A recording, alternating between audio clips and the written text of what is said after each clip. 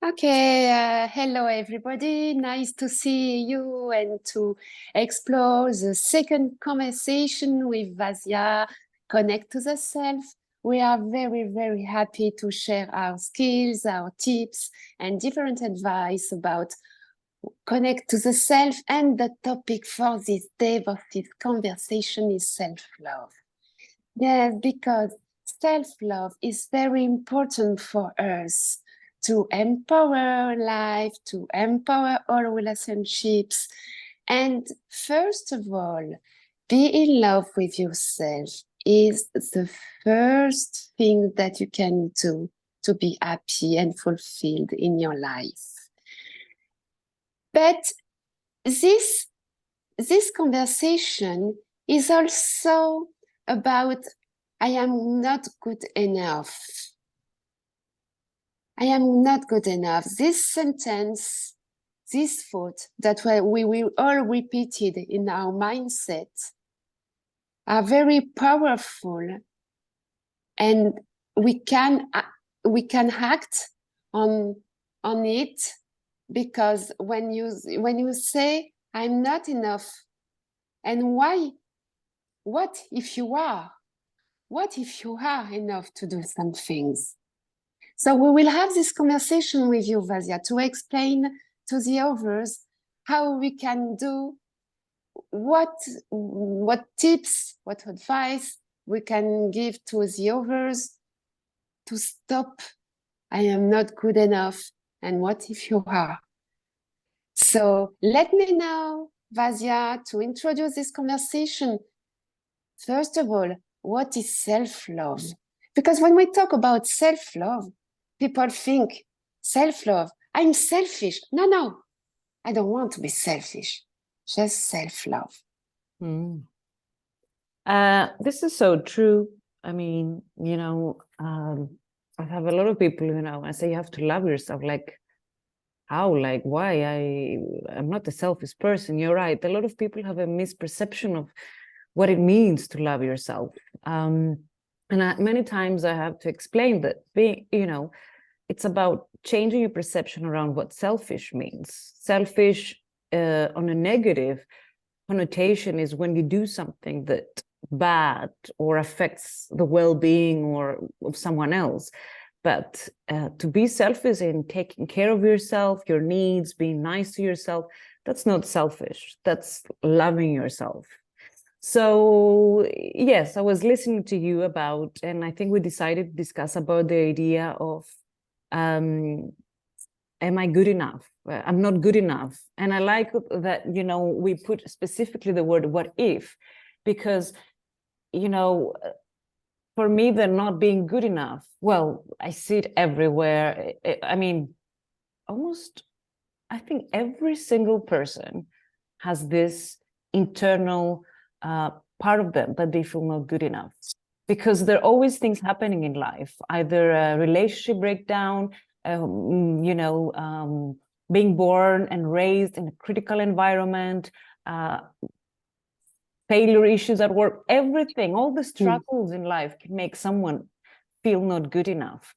And it is when this inner critic starts, but it becomes so loud and so intensified that people start forgetting of who they are and how good enough they can be. So the what if is very important, because usually it's like, I'm not good enough, I'm not going to do this, I'm not going to do this, I better leave it. So I always use that, and I say to my clients, okay, so why, if you change it and always challenge yourself and say, when you say, I'm not good enough, I cannot do this, what if you can do that? Why can never be a doubt? Well, there's always a doubt of whether I can do something, but not of whether a doubt that, I can do something, but not a doubt of, can I? So yes, let's explore this. I find this topic fascinating. I think this topic for me, it's in the base of the problems of the low self-love somebody has, that inner critic that keeps you feeling not good enough. So yes, as you see, I can start talking, but what do you think? Yeah, I think you're right, because this inner critic, for me, it's very important to see that thoughts are not facts. And a lot of thoughts that we have, we don't know if it's facts or thoughts. And to recognize if your thoughts are the truth, absolute truth. Recognizing the difference between fact and opinion can assist us in challenging the dysfunctional or harmful opinions we have ourselves and others.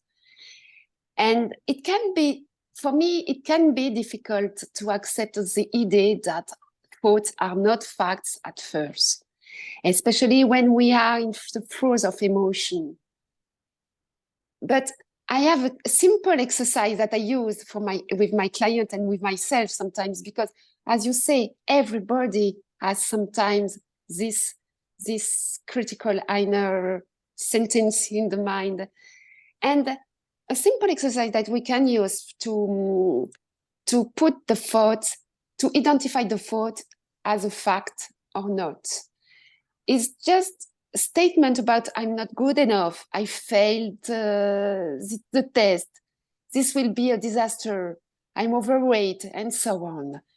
All these statements, if you write on a paper, on a worksheet, all these statements, and you identify if it's a thought or a fact, you will identify emotionally charged thoughts that are not absolute truths. Yeah. And it's difficult to accept, again, the idea that thoughts are not facts.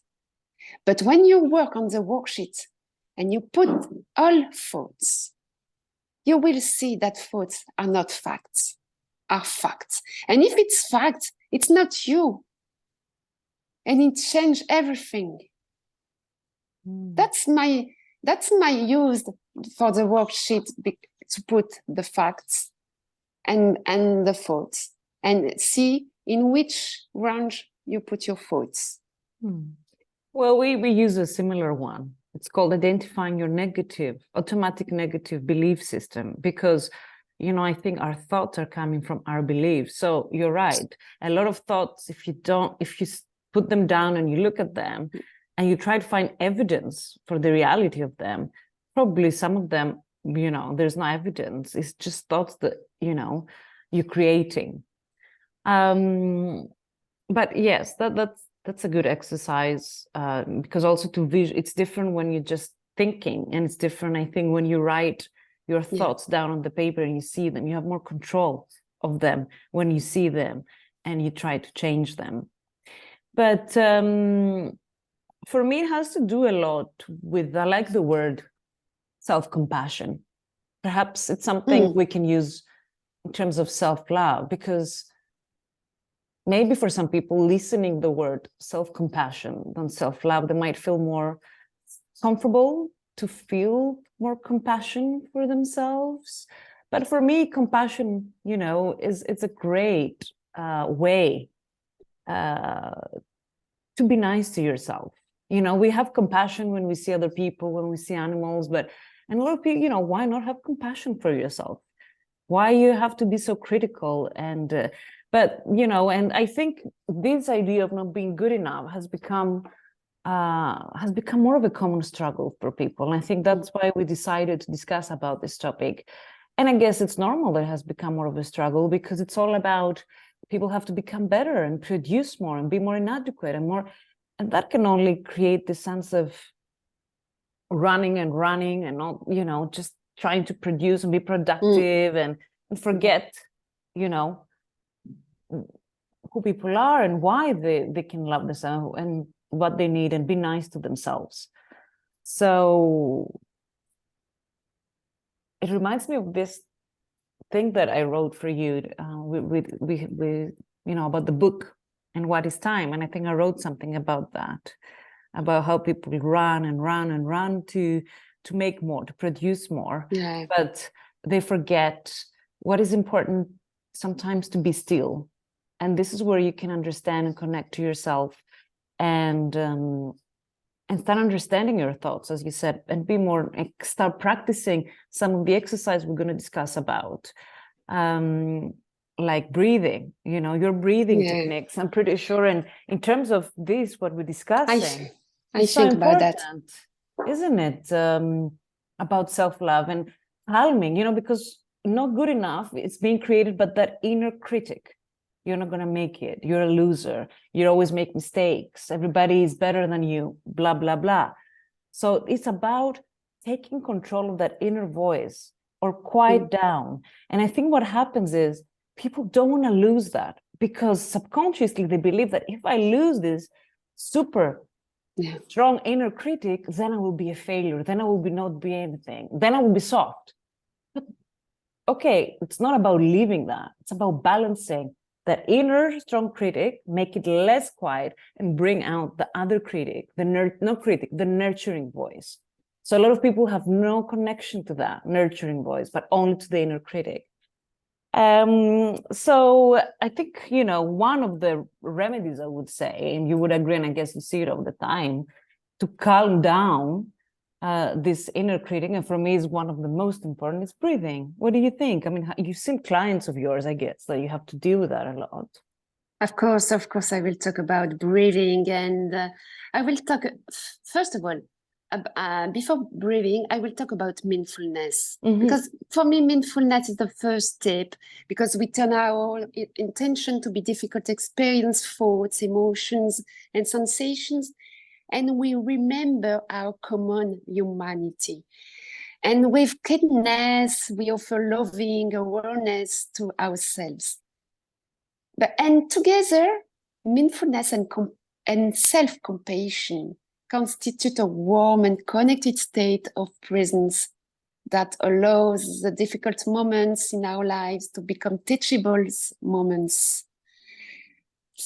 And as you say, self-compassion involves the ability to soothe, to comfort and validate ourselves, as well as protect, provide for, and motivate ourselves. And mindfulness, the first step, and meditation also. But you can breathe on your meditation, on your breathing, because when you, first of all, when you try to meditate, and it's important to talk about meditation, meditation helps us to develop the compassion and optimism and manage difficult emotions, difficulties, stress, anxiety, obsessive thoughts. And to meditate, you need to be aware of your breathing first. Why? Because when you practice meditation, the first way to meditate is to be aware on your breathing. Because meditate is let it go, is an absence of effort. Meditation for me is all about letting go, surrendering to what is, and not try to change anything. They can be done with practice of being. I realized with my breathing, learning to breathe, that it's more functional way. Because if you cannot let it go and see who you are and accept who you are struggling with life, with who you are, you cannot meditate. That's the reason why breathing, it's a more functional way. Learning to let go of breathing habits help accelerate the connection with our being. That's why I work on dysfunctional breathing habits and help them first learn to be effortless in their breathing, and then I guide them into meditation. So for sure, deep breathing, but breathing functional with diaphragmatic breathing, with chest breathing, but it's not also about an automatic function and mechanic function on your body. It's also about chemistry. And all emotions are linked with your chemistry and your mechanic on the breathing. But if you want to connect to yourself and love self, first of all, connect to your breathing, because it's you Your breathing is, we all breathe the same air, but we don't breathe in the same way that the other person. And connect to yourself, it's connect to your emotions. And the emotions that connect you to the life, it's love, compassion, joy, empathy, the experience of gratitude. And all emotion that disconnect you from life, it's anger, hostility, fear, guilt, depression, shame. Yes. That emotions that connect you to life create balance. That's the reason why, and thank you, Vasia, to remember and to remind everyone that breathing is very important, because it's my work and I deeply missioned to expand the consciousness and the awareness about our breathing. Yes, it's very helpful. So let me know you in your work and what we can do about what we can tell people who are listening to us about this connection and the self-love, because we talk about the struggle in life and all troubles that we have. We work a lot. We don't take moment for ourselves. We forget ourselves because it's just the routine of life. And for me, it's very important for everyone to take just 5 minutes a day, every day. You don't need to take more. Step by step, micro steps, 5 minutes for you. Just 5 minutes for you.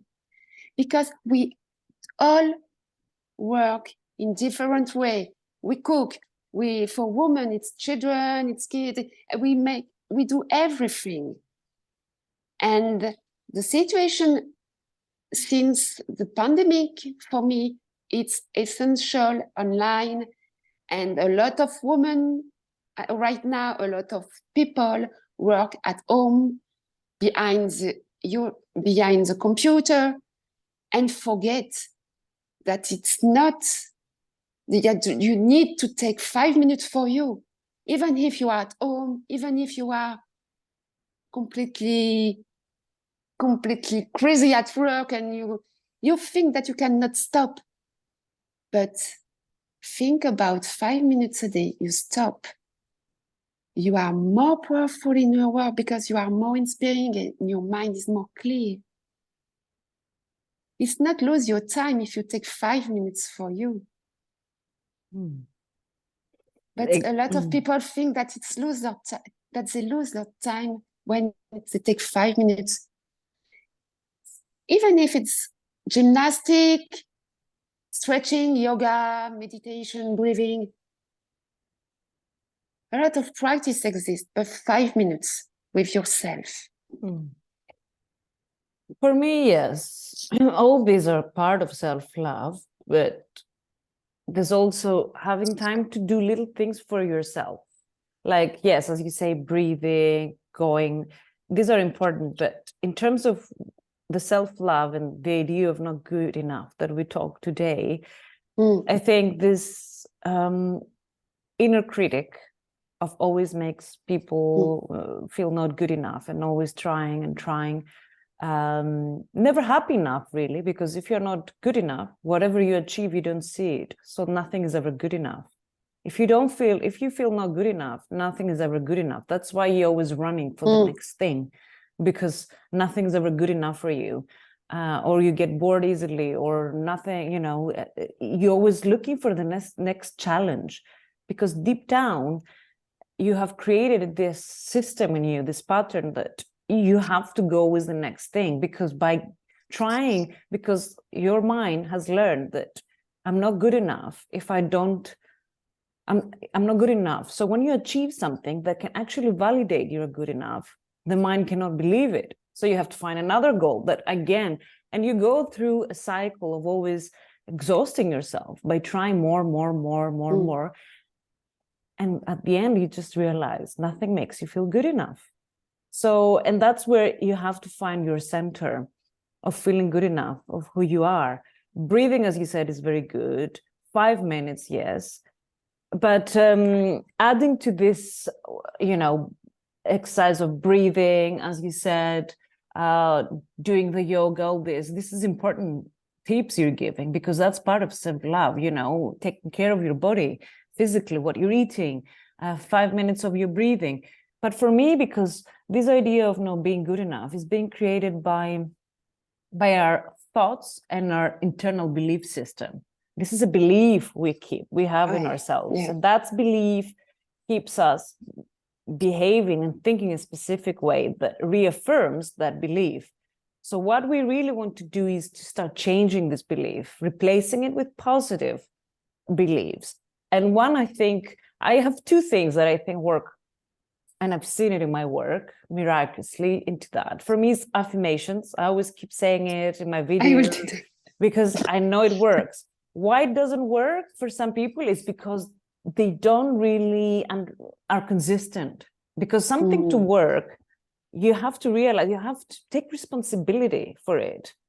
And it takes work, patience, and consistency. So, when I give the specific affirmation, because I think affirmations are not just, you have to create specific how they start and how they finish.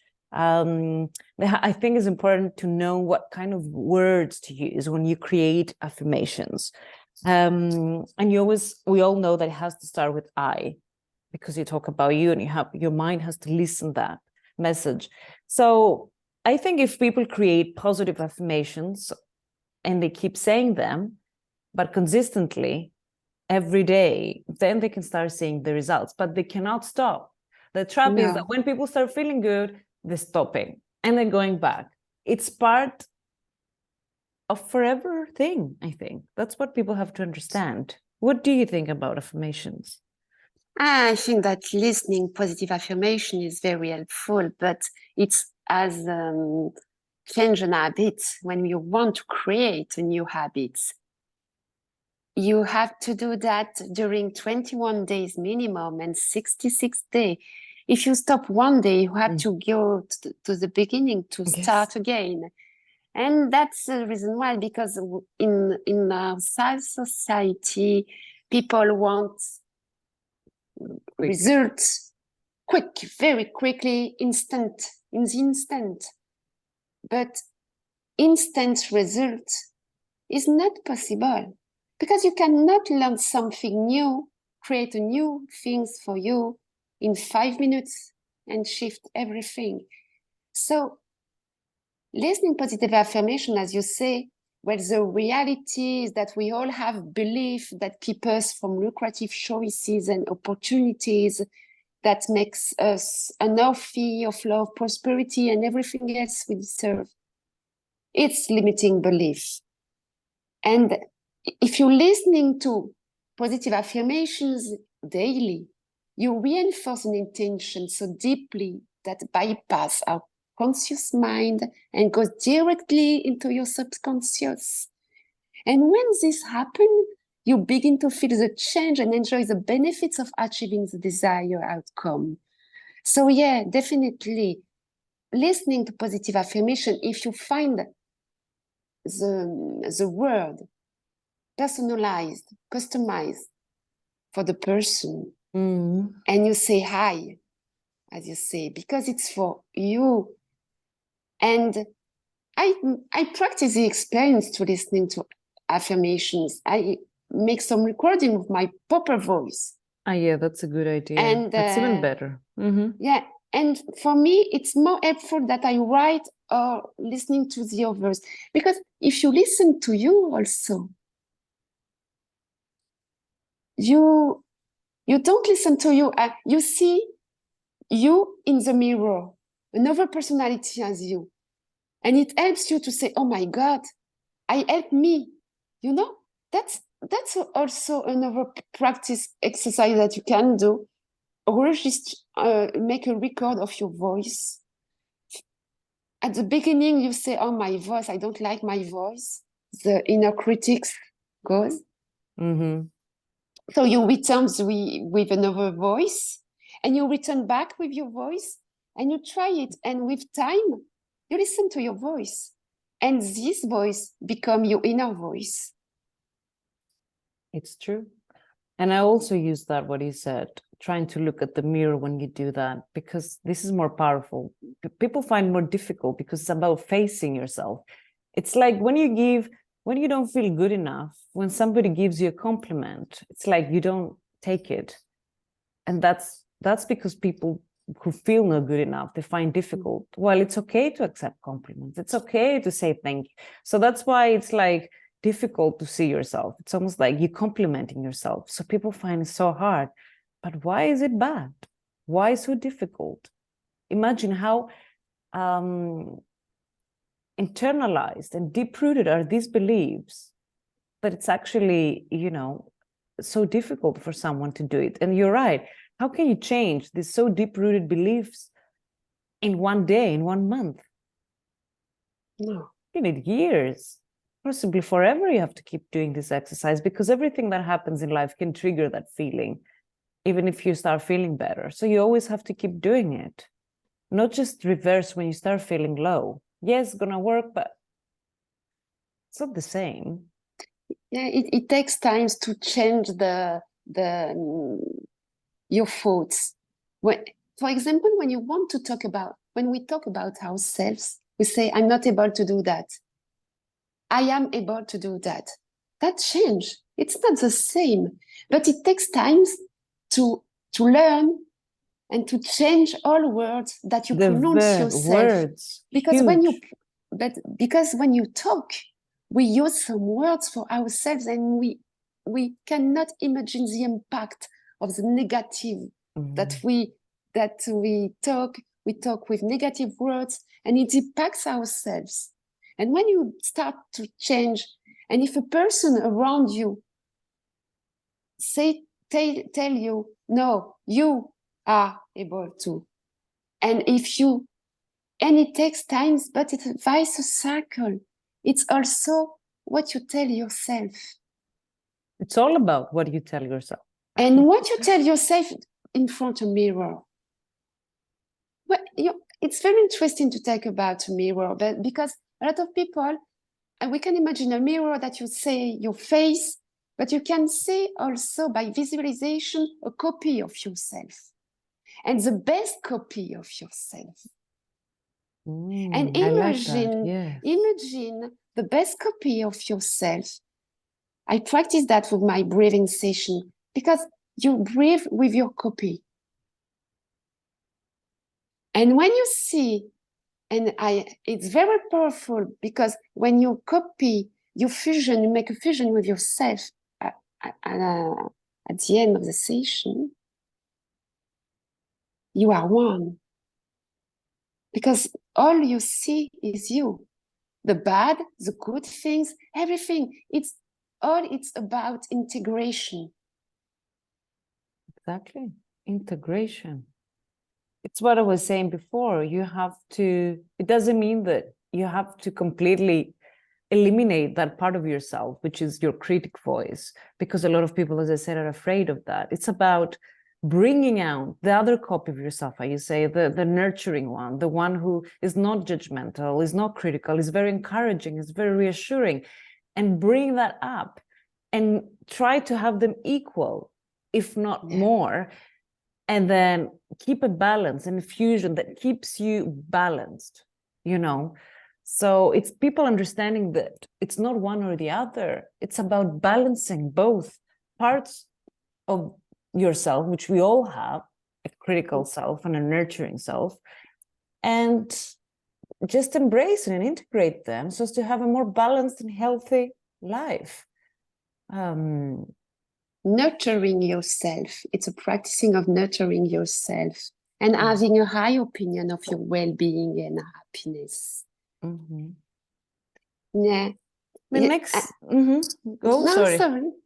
You were about to say what you were about to say. No, it's just it's just I don't know how I explain that, but to be when I think that a lot of people are afraid to be face of themselves. And when they discover themselves, they refuse to see the person they see. Why? Because limiting belief, again. I think about a story, and I have a woman, a client, who want to discover who she are and let the woman brilliant appears. But there always the inner critic that it's no good, you have to be like that, you have to be like that, you don't have to be more than you are now, it's not you. And sometimes it appears and sometimes it disappears. So that's very important. It's not an instant, but you need time. And time, what is time? In your book, we're gonna have the answers all in the book you're gonna publish. Because time is just the present moment. And the present moment, when you work in the present moment with your copy, you see that you are enough to do that you are able to do that. Don't think about the past. Don't think about the future. Stay in the moment. Just in the moment. Mm-hmm. Because the strong belief, limiting belief, come from the trauma, come from the past, the childhood, and are not present in the moment. No, none of this. And usually it's about future. And we're going back to my next tip, which I think is very important. I think a lot of people, they know really what we discuss about. It's about really giving it a try, isn't it? We all know about self-compassion and being nice to yourself, and what I'm going to discuss now about being grateful. But I think people have created this idea that's very cliche, or yes, but have they really tried it? I think it's about trying to see if it works something, not just do it and then it's not working. But for me, why gratitude? Well, we live in a world where, as you said, as your client says, she compares herself to others, and then it goes, I'm not having enough, or I have to have as much as, or so we're always focused on what we don't have rather than what we do have. And I think for me, that's a huge trap that brings unhappiness, emotional, sadness, emotional unfulfillment, because you're trying to control things that are not under your control. So if you start changing, and again, it's all about perspective, and look and see what you have and start becoming, you will see how many things you have and be more grateful about it. And that will stop the inner critic becoming bigger and bring more of a grounding sense. So for me, gratitude is, I don't think it's just something like people put out there and it's, I don't know what the word I've heard somewhere, I forgot that they use with these terms, gratitude, but I really, it's something that really works. And what I say to my clients is, just before you sleep, don't even have to do anything exercise. Before you sleep, just think of 3 things that you were grateful of your day, just be simple. I'm alive, I know there could be more difficult situations where you cannot be grateful, say a chronic disease or something. I can understand that. But even in, could there be something somebody can be grateful even there? Maybe perhaps the support, the people they have.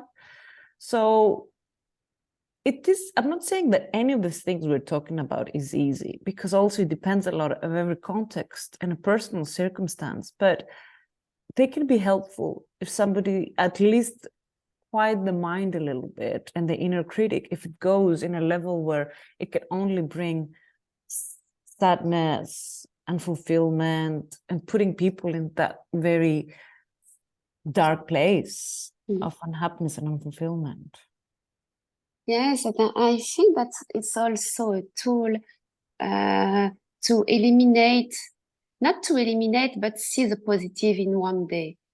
Because in all day, even if it's very hard, even if the day is completely crazy and you have some difficulties and some pains, etc. But I'm sure that during the day, you have one thing positive. One thing.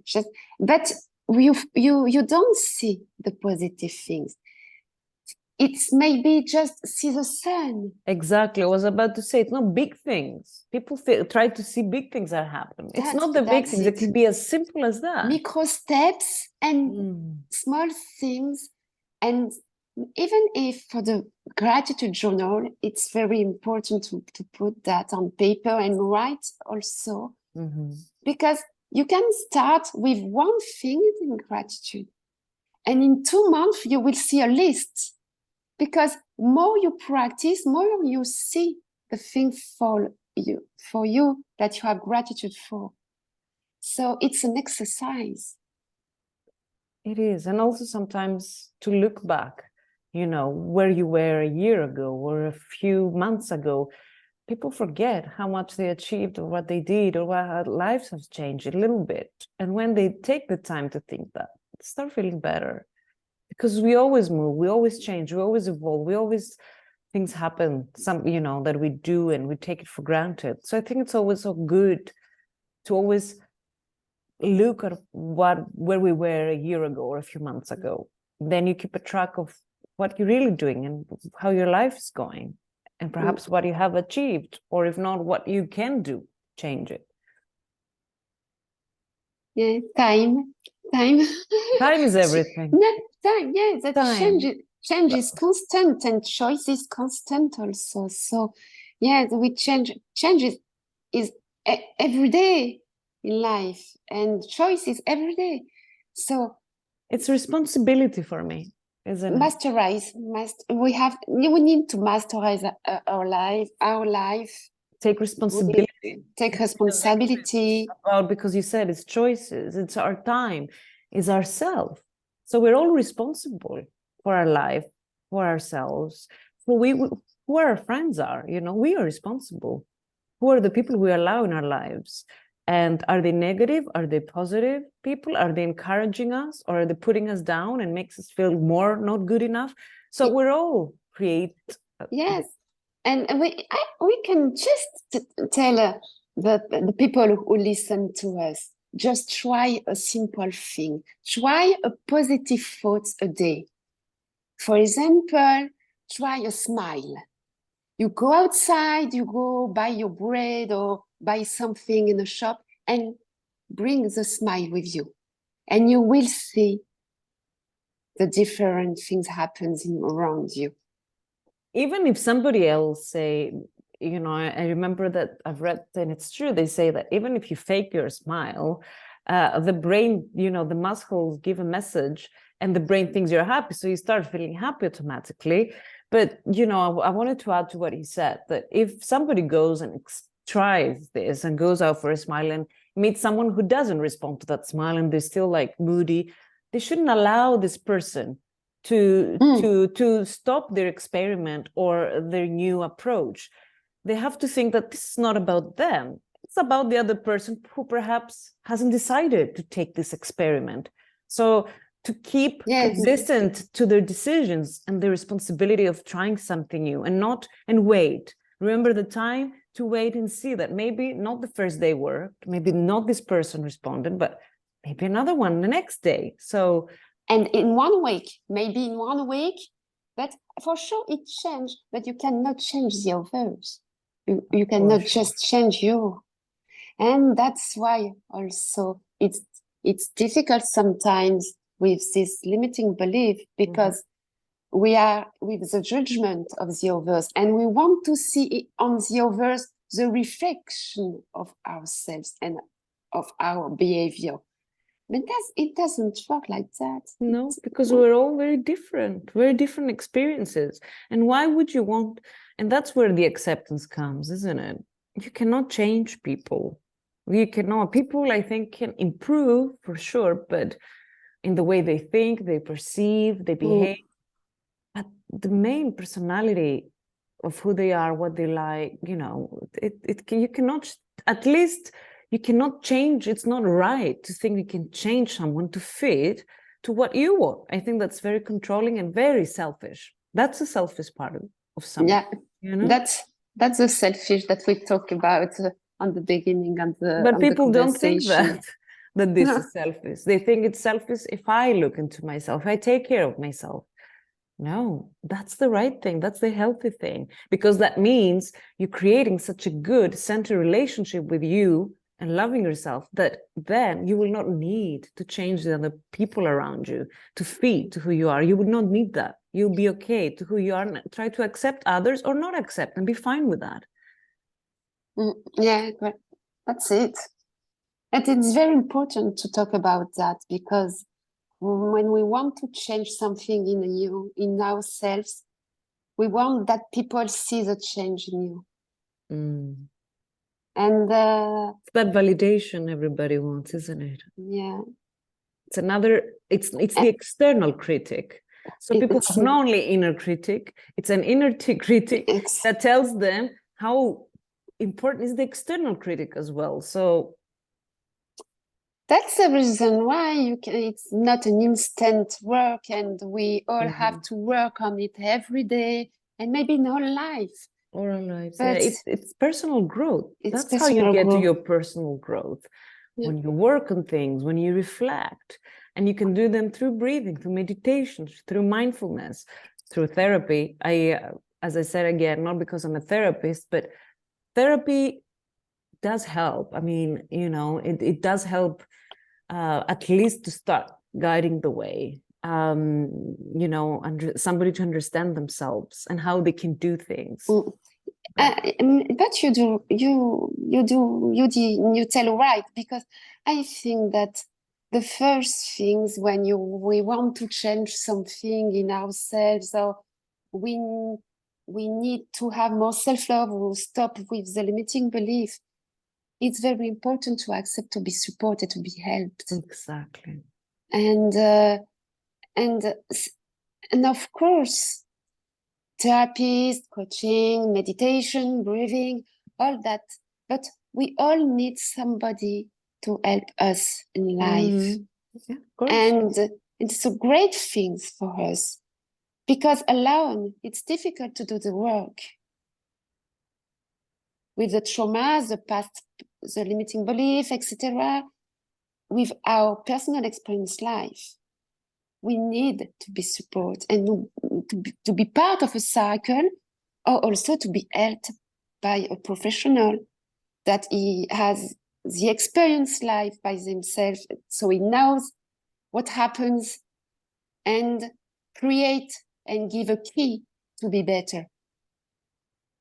Yes, and also, you know, some people say, well, you know, I don't need a therapist. I have my friends, I have my family.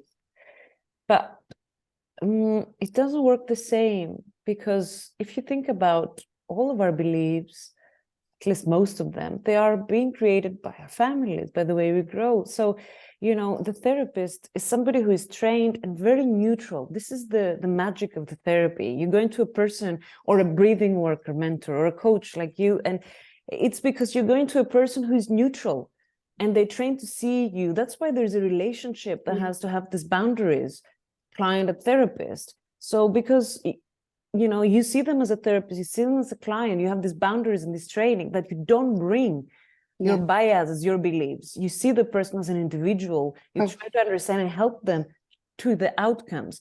But if you go to a friend, and, you know, I'm not saying it's bad. Of course, it's good to reach out for help, even for our families and our friends. And, you know, but it's going to be different help. That's all I'm saying, that people have to realize, because everybody will connect in a different way. They might not want to hurt you. They might not tell you the truth because they love you. But it's not like that. They don't bring, you know, a friend, a family will bring some of their own stuff into it because they love you, because you know, you're family, you're friend. But a therapist is neutral. It's not going to bring these things. I do know that some people find difficult to have access to therapy and all this, but you know, now there are ways to reach for therapy, even, you know, through charities, or when you know, because some people say it's very hard because you have to pay, you know, I understand that, but there are options, and you know, nowadays charities offer free. They don't offer long term sometimes, but short term, I think it's a small step. It's good to try. Yeah. Try to see if you like like it it, or not. exactly. Yeah, of course. Yeah. But everything has a cost in life for me. And if you want to do something, if you want to You find a masterize the way. thing, if you want to responsibilize yourself, when you want something, you need to buy its product, but it's an investment of yourself. Exactly. I think, yes, that's about to say. It's about how much, you know, it's an excuse, or how much you really want to invest yourself on something. Because people say, yeah, it's a lot, but if they look back, maybe they're spending money on other things. It's not a problem there, but that means, okay, what is your priority? Is it yourself? Yeah. Is it to, you know, to get some help, just to get you, you know, to make you start looking at what's happening within you? And it doesn't have to be long, just to help you to start connecting to the self, bringing back the inner nurturer voice. Get some guy like monitored kind of tips or exercises. You can monitor with someone how you're doing. But that's, again, a choice. As you said, we were saying before, and a responsibility we all have to create our life, and how we are with ourselves. Yeah, because if you decide by yourself, the result will be more quick for you. And then you feel good. Yeah. When you do something about it, about yourself, even if you're not sure what you do, just by doing it, you start feeling automatically better, because that sense of, actually, I'm doing something for myself. I don't know where I'm going, how it's going to help me, but I start feeling better already because I'm actually proactive. I do something for me. It's a feeling that comes automatically no matter what. Yeah. And when you do something for you, within, you want to succeed with these things. You want to achieve your goal. Mm-hmm. So yeah. It takes time, as we said. Times. I think it takes time is up now. Our time is coming to an end. I mean, again, it's a big topic, the not being good enough. I think we touched a little bit of the idea of what it means not being good enough, and we gave some very quick tips. Of course, there are other, you know, exercises to do. This is more what we do because we want to keep it short for people, just give more of a general idea and some quick tips for people to do. So I guess it's a topic, perhaps it always comes back, because if we're discussing about connecting to the self, it always comes back. Similar issues, isn't it? So probably we're going to touch upon other parts of this topic in other series we do. But let's finish with 2 things to each one of us gives to the people who listen to us. So 2 suggestions. You start. I start. Suggestions: make yourself a priority. It's very important for me your priority is you.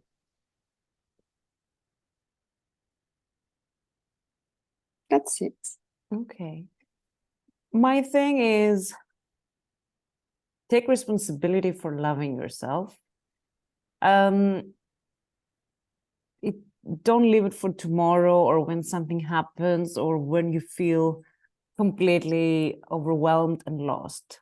Do it today, even if you feel better. Start little things. Finding, as we say, observe your thoughts. You know, start the gratitude, start affirmations, find a therapist, find a breath worker mentor to teach meditation and breathing. Don't leave it for tomorrow, because I think,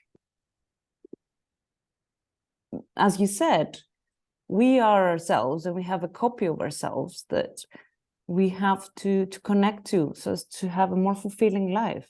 That copy that it's so encouraging and loving. And by connecting to that copy of ourselves, then everything else and every other relationship around us will be healthier and more loving. That's what I wanted to say. That's it. So I can't wait for the next conversation together, and I hope it will be, I'm sure that it's helpful for a lot of people who listen to us, and let's think about the next one with pleasure, Vasia. Thank you for this amazing conversation together today. Thank you so much, Anne. Looking forward to our next one, and have a lovely evening, and take care of yourself. I mean, we always have to remind ourselves, because, of course, you know, I think sometimes we say, but I always have to remind, for me, it's the same, you know, it's a constant work. I always have to think and do all this for every single one of us.